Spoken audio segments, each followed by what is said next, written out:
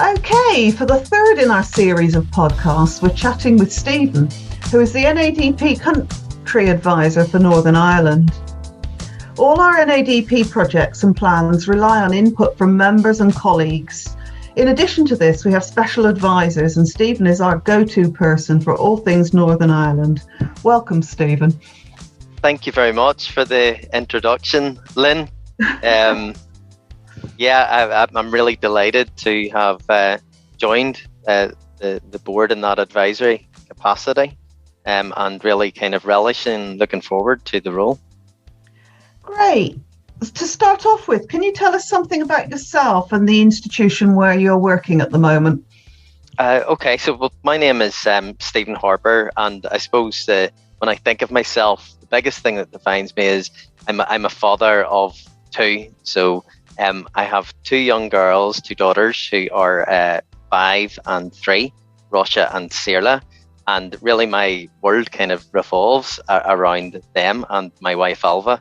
And I suppose in addition to that, I suppose my main hobbies would be playing golf when I'm allowed to, because it's quite a time-consuming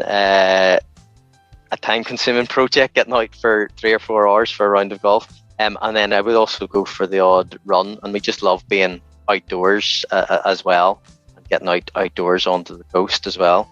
I suppose I've been an accessibility advisor, which is same sort of role as a disability advisor in other universities, at Ulster University for the last 7 years, and my professional background is as a social worker originally. During 2019, I was acting disability services manager at Ulster University, and that's across the 4 campuses. So I would have had some experience of looking after the likes of the Needs Assessment Centre. We had our own internal support register for non-medical help, and also like our assistive technology as well. Now we restructured at the end of 2019, early 2020. So we've actually went to campus-based teams. So previously I would have worked at our University of Ulster Coleraine campus and our University of Ulster Magee campus. I would have had a split week, whereas now I would be based out of our Coleraine campus. And we actually have an overall student wellbeing manager for each campus area, and they would look after the wellbeing team, the accessibility team, and the admin team for that particular campus area. So it's quite a kind of change from what we had in place previously. And I suppose at Ulster University, we have some exciting developments. Recently, we're about to open the doors to our new flagship campus, which is going to be based in the Cathedral Quarter in Belfast city centre. Now, we've always had a campus there, but this is a much bigger development. There's been a lot of investment in it, and it's very exciting for the local community in Belfast as well, and a lot of partnerships that have started through that. And in addition to that, quite recently we've had confirmation that we're going to have a new medical school based up in our Magee campus up in Derry, which is going to be fantastic for that region as well. So some really exciting things happening there at the minute, Lynn.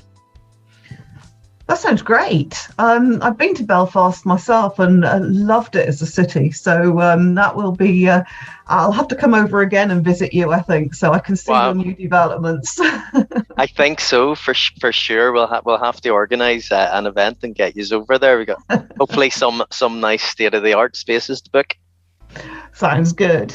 So how many disabled students do you support across your campuses? Oh, well, we have over 25,000 students in total, and students who we would have met and completed our initial assessment with and put in a reasonable adjustment recommendation report or got funded support for is roughly around 2,300 students who have disclosed those disabilities. Now, we've probably seen greater numbers than that actually disclosed through UCAS, but sometimes you're not able to get all of those students to come forward and complete the initial assessments for various reasons, and sometimes complications, gathering up medical supporting evidence, etc. as well. But we're doing our best to try and target that and kind of get as many students to come forward. So I always think of it as roughly around 10% of our student population. And that's probably increased quite a bit over the last few years. We're probably looking at closer to 8 or 9% a few years back. But we've seen big increases in the amount of students coming through with mental health diagnoses. In addition to that, even students with ASD diagnoses. And the other thing to note is there's what we would call greater complexity. There's more comorbidity of kind of conditions coming through with multiple disabilities being diagnosed. So what we're finding is that some of the cases that we're looking after can be more complex in nature. Now, at the minute, because I was kind of acting up in that managerial capacity for a while, my own caseload's around 300. But I suppose at the height of my time at Ulster, I maybe supported up to 500 students across the board. And I would have maybe focused on supporting students who had a diagnosed mental health condition over my time here. So that's just a rough overview.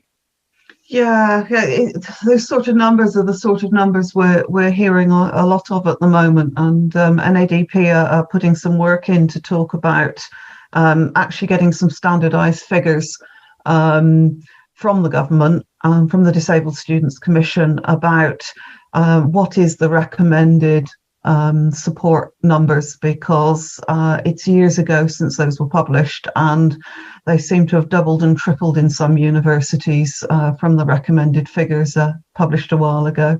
Yeah, no, absolutely. And I suppose at Ulster University we've been quite lucky, I suppose, to have had a little bit more kind of support and investment. We brought in a CRM, so customer relationship management system, last year that really allows us to pull some of the data out. So we were really able to evidence the amount of appointments, etc., the amount of assessments we were completing. So we've had a little bit more investment, and as part of that restructure, we've had a few additional team members added. So that's something to help us address those kind of large caseload numbers, So how many are in your team? So in total, if I think about the overall student wellbeing team, we have around 50 staff now, and that would include maybe the likes of 2 or 3 placement students that we would have through the year as well. In terms of accessibility advisors or disability advisors, we would have 7 full-time disability advisors who would work with those kind of caseloads and would look after that cohort of 2,300 students. I suppose the thing to mention actually is about actually getting the student placements in has been great. We've had what we call a Mind Your Mood, a charitable organisation set up by the university to try and address the stigma of mental health. And we've had one, and that's student-led. The students come in and work with our department, and has really been the students we've had for the last 2 or 3 years have been really, really proactive in terms of, fundraising around it and increasing awareness and appointing student ambassadors across our campuses. And I think part of that work, we're seeing that coming through now, where we've actually got more students who are willing to disclose a diagnosis of mental health and come forward and get support and get some funded support and reasonable adjustments put in place, So the direction's been good that way. Yes, that's interesting, because I know some universities have struggled with the confidentiality bit of using student support. How have you dealt with that? I suppose it's really been, we've seen an increase of, I suppose, just awareness. We have done a lot of work. We completed a lot of lunch and learns with our academic staff and our professional support staff across the university to kind of increase awareness around various disabilities and how to, I suppose, effectively support and signpost students to kind of make that disclosure, So that's a work in progress, but it's something that we have we've noted that has kind of improved. And I think word of mouth by the students is a really big thing as well, because the amount of students I've maybe worked with who have come back and said, look, I've told my friends that this is a really good, it's a confidential service, it's really helped me. And when they've been finding it difficult, that they've maybe signposted each other as well. So I think even getting that reputation for being very approachable and very supportive and being very cognizant of, you know, the importance of confidentiality has been really key in kind of making sure that more students are coming forward to get the support, you know, when they need it. Yeah, it certainly helps having the right number of people around to be able to do that. I remember I was working at a small postgraduate university, and because it was small, I managed to attend every induction and stand on the stage and talk about disability services. And we always planned it just before lunch, because then I'd get off the side of the stage and I'd be inundated with people coming to chat to me because they'd seen my face. Yeah. And therefore they understood that disability services was actually people, and they felt happier about coming forward. And I'm sure your student ambassadors and that are doing that for you too, in the fact that they're showing a face of someone who's approachable, that they can come forward, they're confident to talk. Absolutely, that's it. And it's just, I suppose, being embraced by the senior leadership team as well at the university over recent years. Certainly I can see a marked change from when I first started at the university 7 years ago, and how we've kind of restructured in the current leadership team, and kind of how supportive they are at the minute. And when I talked about the fundraising initiatives earlier on, like the staff involvement with students has been amazing. Like groups of students and staff doing the marathons together, and legs of the marathons together, abseiling down buildings, and whether it was at Christmas time on each campus, we had our Santa run where we all ran 5K and put our Santa hats on. And you know, it's been a real a joint initiative between, I suppose, the staff and students of the university and members of the local community as well, supporting that. So that's been really, I suppose, one of the, I feel one of the driving kind of factors in us seeing lots more students coming forward and kind of, you know, using our service. And I think it's a good thing. You know, I think we're doing a little incremental steps to kind of address some of the stigma there around coming forward to get support. But I say it's a work in progress, and you know, there's lots left to do, as you well know, Lynn.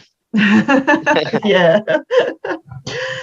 Well, going back to the more kind of official side of support, many of our members are familiar with the English system, where students can study higher education at both colleges and universities. Is that the same in Northern Ireland? Okay, well, I suppose there's a certainly some overlap, although we would kind of have the two big universities, Ulster University and Queen's University. Queen's University of maybe 26 or 27,000 students as well. So it would be the two of those would be the biggest. Now we would have some of our regional colleges where students are coming through various foundation level degrees or access courses and maybe coming to join us in the second year of their programs. In fact, the social work students complete their first 2 years plus their professional placements at the regional college, and then they all come together on the RGR route, which is over 3 years. They would come together in final year to complete their final year up on our McGee campus up in Derry. And then I suppose in addition to that, you know, we've got the likes of the Open University and St Mary's Teaching College and Stranmillis Teaching College, which is affiliated with Queen's University. And there's some of our agricultural courses would be completed through CAFRA as well, and they would get some of their degree qualifications. So there's definitely some overlap there, but for the most part, the majority of courses would tend to be kind of separate within the two main kind of universities at Ulster University and Queen's. Okay, thanks. So there is a difference there, but you mentioned UCAS earlier, so I'm presuming that the UCAS system is actually the same in Northern Ireland as it is in England and Scotland and Wales. Yeah, it is indeed, and we would have the students applying through UCAS, and I suppose that's an opportunity, not necessarily the first, but one of the first opportunities to kind of disclose a disability. And then we'd obviously have a number of students coming through direct entry as well onto a lot of our courses, the postgrad courses, etc. And they're given an opportunity to disclose at that stage. But I suppose our process is that we would follow up and request if we could get some medical evidence, and we also issue out something called an additional study needs form. So really, that's an opportunity for any students with disabilities or additional needs to kind of give more detail on that, what supports maybe they've had in place before, what assistive technology they've used. And for some, they find that form useful. That's an easier way for them to get information across, and they can complete that prior to coming to see us for our initial appointment with an accessibility advisor. Right, okay. Now, I think you and I have got confused over government initials before, so I will ask this one. So most of our members are familiar with the UK Government Department for Education, DFE, that underpins support for disabled students in England and then delivers through the Students' Loans Company. Now, I believe DFE is somewhat slightly different in Northern Ireland. Is that right? Yeah, and I'm just going to really confuse everybody now. The boundaries are blurred to the point that I get myself a little bit confused about this one. But no, the DFE, with the same acronym over in Northern Ireland, we're referring to the Department for the Economy. And it's the Department for the Economy who provide the funding for disabled students' allowances, etc. as well, and to the block grants and different things that go to the university. So it's DFE, but it's not the Department for Education.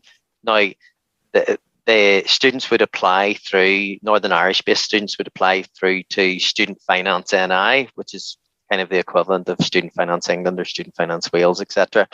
That is actually managed by the Education Authority in Northern Ireland, who would be responsible for supports for primary and secondary schools. So the boundaries get really quite blurred with this, but the actual money and the decision making about where the money goes comes from the Department for the Economy, and it would be the Education Minister and his department who would be making the decisions around primary and secondary school, up to A levels, MVQs and things like that. I hope that clarifies it. I've probably muddied the water. So having spoken to Jonathan and found out differences with Scotland, and spoken to Christine and found out that stuff I didn't know about the way the DSAs apply in Wales, do you know of differences between England and Northern Ireland with DSAs and the way they fund things?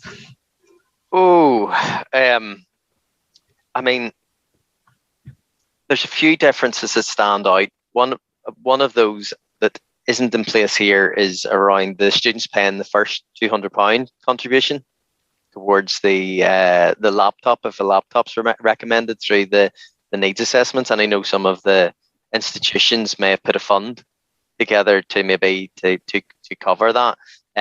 In Northern Ireland, the DSA would still cover the full cost of the equipment, so the student's not asked to pay an amount of money towards that. But what we have found over the years is that sometimes what's maybe happening in England a few years later kind of filters down, and if it's an opportunity for cost savings, then sometimes we can see that being implemented over here. I suppose there would be a lot of political pressure put on if they were to try and introduce that over here, and that's probably, I suppose, one of the things peculiar to Northern Ireland that they need to kind of take into account what the political fallout to certain decisions might be if there are either, I suppose, students from maybe more deprived backgrounds not being covered as well. are putting up more barriers to kind of inclusive education. So that's one thing I hope doesn't come into place here. I hope they continue to fund the full kind of assistive technology support. In terms of the likes of non-medical helpers as well, we would have a different structure over here. So we would have our own internal support register, and we would recruit self-employed support workers to that, who would then be matched to work with the students, and then they would be getting paid directly from the education authority then, who would be funding that. But the banding's all different. So we might have like a mental health mentor, a study skills coach, a dyslexia coach. So some of the role titles and the banding and the pay rates and stuff would be significantly different from across in England and Scotland and Wales, So does that cause problems when, say, you have students from Northern Ireland studying in England but claiming DSAs from Northern Ireland and vice versa? So it shouldn't impact on the students studying over in England, because if the recommended costing for the support at that university goes back, the Student Finance NI and the Education Authority will pay for that support. Where it does cause some confusion is maybe the likes of students from England coming across to Northern Ireland who are funded through Student Finance England, and then they're not getting matched up with support from our support register, but they're working with some private providers to be matched up with that support. So for the majority of our Northern Irish students, the support is all in-house in a sense, although they're self-employed individuals. But for students coming across from the likes of England, they're working with private providers outside of the university. So there's a few kind of discrepancies there in the support and roles. Yeah, I can see that. You mentioned inclusivity a minute ago, and that was one of the things I wanted to talk to you about. We hear an awful lot nowadays about inclusivity in England. It's been a justification for some of the DSA cuts, and a very welcome emphasis in a lot of cases as well. So what does inclusivity mean to you in Northern Ireland? Does it have as much of an emphasis there? Well, I think so. I mean, there's so many different definitions that kind of take into account practices that are trying to ensure that no group's going to feel more marginalised, etc., to opportunities or resources. But I feel that within our leadership teams, certainly among the big HEI, so Queen's and Ulster University, there's definitely focus on it and investment in it, and I suppose a kind of a culture shift or culture change towards it.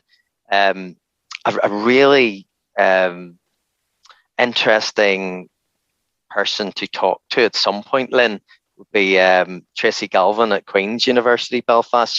She's really active, like encouraging inclusivity, and she's quite big on Twitter as well. So, she's always promoting kind of equality, decolonization of the curriculum across social media, and with a real focus on kind of universal design for learning and accessibility. So I would follow her a lot of the time, because she tends to have her finger on the pulse.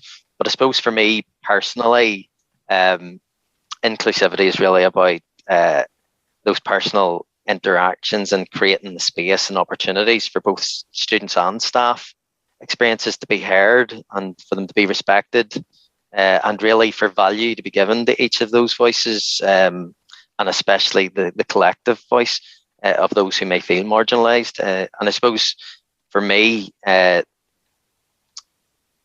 approach is really key, just listening to those lived experiences and planning what you can do to kind of address any of those inequalities. So some of the ways we can do that is, by carrying out self-audits, about being self-reflective, in our own practice, any assumptions that we may be prone to, and kind of just taking some time to look at those.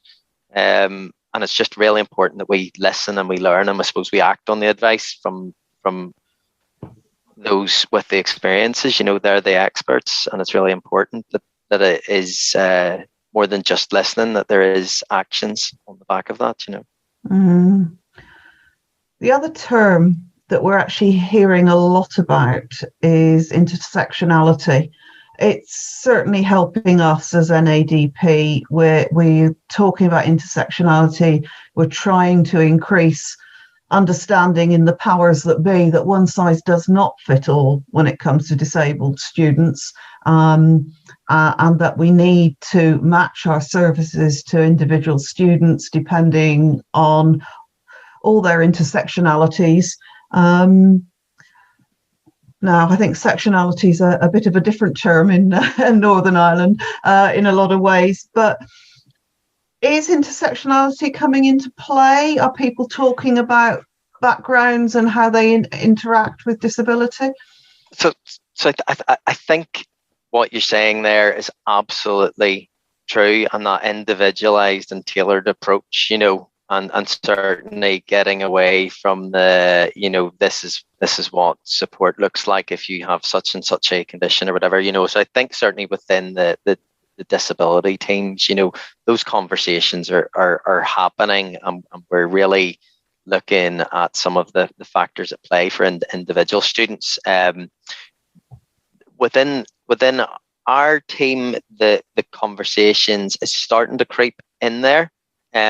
But I suppose it's been gaining momentum, and certainly at a institutional level, it's really been gaining a kind of a lot of momentum. I suppose within kind of law, we have the Northern Ireland Act of 1998, and we have certain Section 75 requirements, and that has always, I suppose, placed a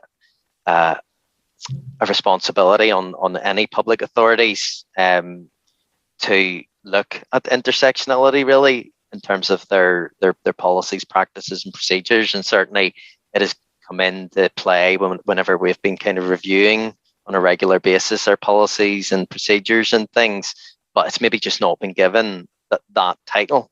And I suppose I was chatting actually last week to a colleague, Cara McShane, who's our Equality, Diversity and Inclusion Advisor at UU, and she was just giving me a little bit more background about the various staff networks that have developed more so over the recent few years. So we've got the likes of the Staff Disability Network. Now, that's been in place since 2004, but we had the Women's Network that started in 2019, January of 2019, and then really with the impetus and the momentum of the Black Lives Matter movement, we had the BAME network set up in November 2020, and then more recently in February of this year, the LGBT plus network has launched as well. And for the first time, we've really seen that it's been embraced kind of, I suppose, at a senior leadership level as well.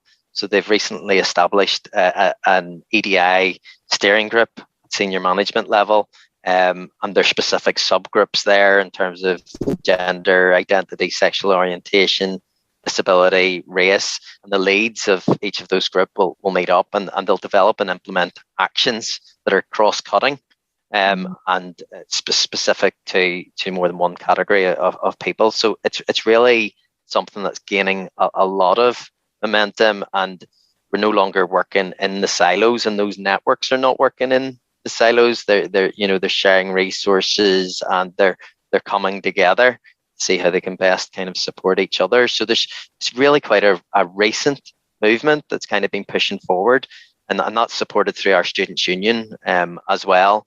And a couple of years ago, was the first time there was an inclusivity officer appointed through the Students' Union, and they would link into each of those kind of networks as well. So there's it's definitely gaining momentum, but I think personally within our accessibility service, and that is something really that I think we should be spending a little bit more time, creating some time for reflective practice around that and looking at it. in more detail and looking at that kind of, the one size fits all approach not being appropriate, and what we can kind of do to address that, maybe creating some action plans off the back of it. So yeah, really interesting area at the minute. Yeah, it is. And we're seeing some interesting work coming out of various universities. You mentioned decolonizing. We have a presentation on, I think it's week one of the conference, by De Montfort University, who started off by looking at decolonizing the curriculum, which a lot of universities are doing, but are actually now decolonizing the disability service. Great. Okay. Yeah. Well, it's only in its infancy, but their ideas are fabulous. And instead of looking and thinking, yes, we're supporting all students, they're looking at the diversity of students that are accessing disability services, and does that actually reflect the diversity of the university? Fantastic. That's really interesting. Yeah, so I'd recommend that video to have a look at in conference. It's some exciting stuff, and I know she'd love some feedback from across the country. I'll look forward to that, Lynn. Thank you very much. So, what do you think you can bring to your role as the Northern Irish advisor? Well, I suppose I'd like to think that I've probably gained some substantial knowledge, within the sector across Northern Ireland, really, over the last, when I say 7 years in my current role, but even through my previous roles, working as a social worker within the trusts, and, within education, welfare and mental health sectors and stuff as well. It gave me a real kind of background and kind of knowledge, and I suppose one of the things that I hope to gain is that we can establish closer links with, I suppose, not only NADP but even like our partners ahead in Republic of Ireland and also internationally as well. And I think we had mentioned earlier, just before we started on the podcast, I'm involved in week 4 of the virtual conference on new UDL and inclusivity, and in particular, I think I'm going to do a little piece and focus around inclusive assessment through the pandemic and beyond. And I think it's just sharing good practice and that knowledge, that's really beneficial.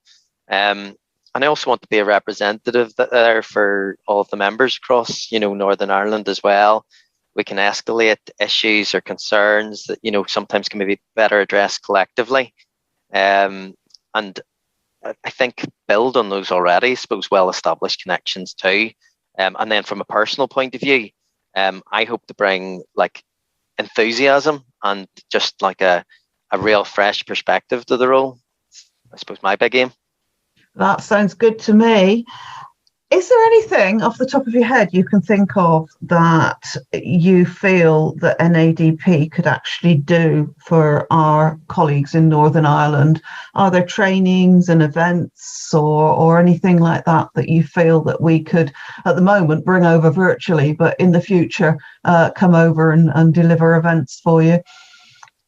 Absolutely, and I think you've hit the nail on the head there. I mean, from speaking with colleagues across the various institutions as well, the feedback has all been, it would be great if there was a conference or training based over here in Northern Ireland. That would be great, and that's something that hopefully we can take forward. Certainly, whenever we get this new space in Belfast, this new flagship campus, I think it would be amazing to have like an NADP event or conference or training session or something across in Northern Ireland and possibly Scotland and Wales as well, and just kind of to mix it up, and it makes it more accessible, for some of the members over here, and that increased presence will also encourage more to maybe kind of join up as well and become involved in the NADP. Yeah, that would be good. it's nice to be able to support all our members, and the move to having to do stuff virtually due to COVID has meant some really good feedback from people who haven't been able to access our events before because they either haven't been able to get there due to distance or funding or due to personal disability. And we're getting some really good feedback on that. But I must admit, I'd love to do some blended stuff so we can actually actually do some face-to-face as well. It would be ideal, wouldn't it? You're getting a face-to-face training and it's there. Somebody can log in and watch it on the live stream at the same time. Oh, yes. I'm going to have to get some more technology expertise to make sure that doesn't go wrong. Okay, so back to you. We've not been able to get away much in the last year, and that's led to some people taking up some great new hobbies. Have you taken up anything new besides your golf? But yeah, apart from finding golf again, I used to play a lot when I was younger, and then after lockdown, the first time coming out of lockdown, I decided I'm going to actually start playing regularly again. So I did make a conscious decision. After being cooped up for so long, and kind of walking past the golf course, I'm going to try and play at least once a week. So yeah, I've really enjoyed that. But the most extreme thing that I think that we have done as a family is that we have taken the staycation to an extreme. So I don't know if you can see this backdrop, but where we're chatting at the minute, we're on camera, Lynn. This backdrop, this is actually the interior of a touring caravan. So we purchased a touring caravan this year. It works as my home office. I have the Wi-Fi and everything in it. I've got my own space to come out and work in. And in addition to that, we have had some fantastic little experiences staying in our driveway, doing a camping trip in our driveway with the two girls. And we actually got away last month whenever the restrictions were lifted on the 30th of April, over the May bank holiday weekend. We had a couple of days away, and we weren't that ambitious. I towed it 1.5 miles up the road to Portrush from Portstewart, but the girls loved it. It was an adventure for them, and it was really good practice for me. So I've had to embrace everything to do with camping and caravanning, even the stuff you don't want to talk about from how the electronic toilets work to how they're emptied, you name it, Lynn. I've had to embrace it all. So, but that's become a new hobby, and we've actually got somewhere booked for 2 or 3 days every month now through the summer and the September time. So that's our little joint family hobby. It's just lovely. Yeah. I home educated my kids, and so we used to go away an awful lot just for a night here and a night there and camping and things. And you get to know them so much better when you're fighting through difficulties together and stuck in a tent in the rain or Brilliant. So I'm just hoping that we embrace this new flexibility in terms of the work model as well, because doubles as my home office, and it gives me that kind of headspace to be able to get some time to think. I think during the first lockdown, we were looking after both children, and my wife's a teacher, so she was working and I was working, and we were trying to keep a 2-year-old at that stage happy and a 5-year-old, and it was quite stressful, but lots of fun as well. Yeah. Yeah. I must admit, I loved my home educating days. I learned so much that I never discovered in my own childhood when I was at school. Amazing. So it's all the lockdown and COVID has also led to many of us evaluating our own lives and our careers. What, in terms of your career, have you found yourself reflecting on this year? I suppose in terms of my career, and my job role, I've probably touched on it there in my last answer. It's really been about kind of achieving a better work-life balance for me. So it's just been really amazing to be able to walk my children to school in the morning and early afternoon to go and collect them and bring them home as well. And it's just all those little interactions, and I'm kind of really aware it's their kind of formative years. and just having all those little moments and those little memories together that I just simply wouldn't have got had it not been for this kind of pandemic. So if you're looking for a silver lining on the cloud, really that's been it for me.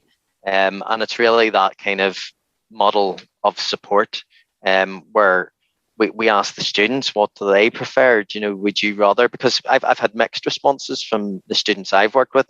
Some have loved the ability to be able to log on to a Microsoft Teams call or a Zoom call to be able to complete their assessment.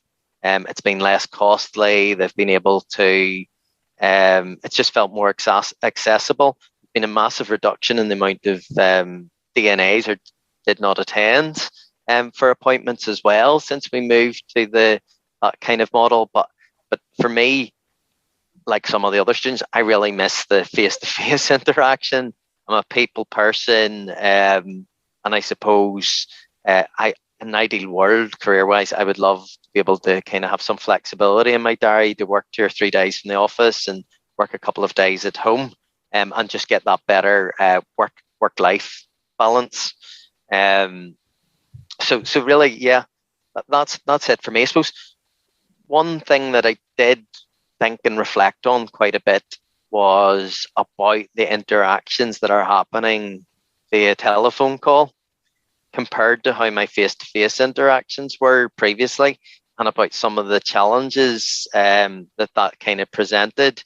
And I've had to kind of think about my own kind of skill set, and when it comes to kind of active listening as well, I can kind of improve as a practitioner delivering that remote service as well as the face-to-face service. And it's really been around kind of getting comfortable with things like radio silence. So when you're in a room with somebody, you're reading their non-verbals. So you're able to give them that little bit more time when you can recognize that they're gathering their thoughts or they're thinking about the question you've just said to them. And you're able to be comfortable in that space and give them time and space to answer. Sometimes when we're over a phone call, you're missing the non-verbals and you've got that kind of radio silence, and there is a little voice inside that's saying, go on, ask the question again, ask a different question, and I suppose one of the pitfalls of that is that you could potentially bombard somebody that you're working with 2 or 3 questions because you're feeling a little bit uncomfortable with the silence. So in terms of my own skill set, I've taken some time to kind of reflect on that, and I've discussed with some of my colleagues about how we do that and, how we do it better. And sometimes it's just about actually at the start of the call with the student, explaining that it's okay to have some quiet moments, and, it doesn't mean the connection is gone. Not always. Sometimes the connection has gone. It does, yeah. But I think sometimes if you just have a chat about it in advance, and then it just leaves it a little bit more open for people to collect their thoughts and to have an opportunity to kind of express themselves more fully. So that's just another little comment that's that's really interesting, that, because I've done mainly Zoom calls and most people have been able to have their video on. I have done some calls where the connection hasn't been strong enough and we've had to switch the video off, and I hadn't really thought about it, but yes, the silences don't happen because you're both frantically trying to keep the conversation going. Yeah, good point. That's it. And we've given our students the option, do you want to do a video call or do you want to do a telephone call? And we do have a lot that do prefer to have a telephone call over a video call. Our preference is probably towards the video call because we can kind of read some of the non-verbals. It's an interesting landscape kind of moving forward, and I think there's something for us all to kind of learn and reflect on there. Okay, one last question for you. What advice would you give a young disability advisor just starting out? Oh, wow. Okay. So the first thing I would say is, you're at the very beginning of an amazing journey, and it's going to be an emotional roller coaster.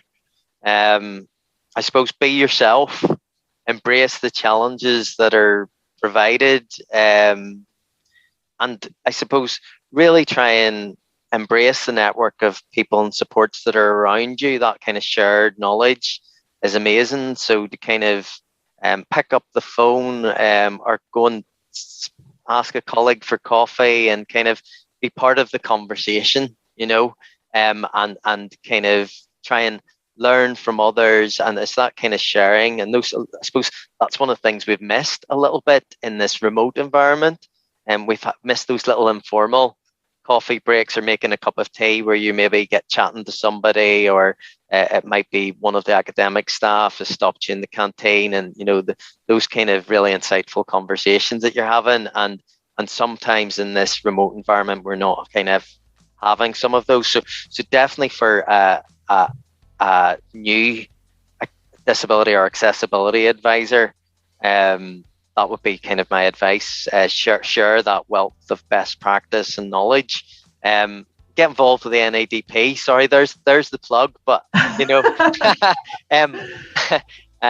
only kidding. But in all seriousness, I suppose I undertook and completed the accreditation program last year, and I felt that was really good opportunity for me to kind of reflect on my journey and reflect on my practice and stuff as well. So that's something really that I would encourage any young practitioner to do, to kind of engage in that process of self-reflection, and after they've gained some experience, consider the likes of accreditation and stuff as well.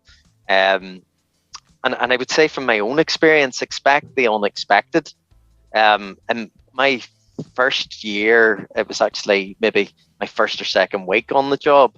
And I thought I had one student in for an appointment, and there was an entourage of 11 people arrived, and I had this little small room of like 4, and I spoke to the student. Now, I think the student had been given the opportunity, would you like anybody else to attend on the day, but they hadn't got back to us. And in the meantime, Mum, who was very passionate and very persuasive, had a number of education professionals. She had a number of medical professionals. She had a full entourage arrive on the day. And very quickly I had to think on my feet and try and organise an alternative venue, because the student was very keen that everybody could be present. So needless to say, I had a number of challenges trying to keep that meeting within the kind of 90-minute time slot before I would see my next student. But we did create some time and space, and we created a follow-up appointment where the student was able to come along themselves and have more of an opportunity to have their say. I think that wouldn't have been by design, having so many people in the one room during the initial assessment, So just, expect the unexpected. And I suppose it was my second day on the job 7 years ago. We'd just completed a restructure at the time. So we had some new staff who had started. We're waiting for some new staff to come in. The person completing my induction was there 1 week. So on my second day, appointments hadn't been scheduled, but because students hadn't been seen across the summer period, there was a backlog. So it was just a drop in all day. And I remember completing, I think it was 9 or 10 assessments all day without lunch. And I just thought, wow. And whenever I got through that day and I came back the next day, I realized I'm going to be okay, because it's never going to be as bad as that again. So yeah, no, that was pretty challenging at the time. But I suppose for a new disability advisor, when you have those experiences and you get through those difficult days, like, rely on the support of your colleagues and your friends around you. And when you get through it, you get through it. It's very much peaks and troughs. So there's times in the year where you will have more time to think and more time to reflect. And there's also going to be times in the year when it is kind of non-stop. So just to be prepared for that, about those peaks and troughs at different times of the year. That is fabulous. It's been a really interesting conversation. Thank you so much for sharing your personal life and your knowledge about Northern Ireland and the processes with all our members. Thank you so much. Thank you so much, Lynn. It's been a pleasure, and thank you so much for inviting me along today.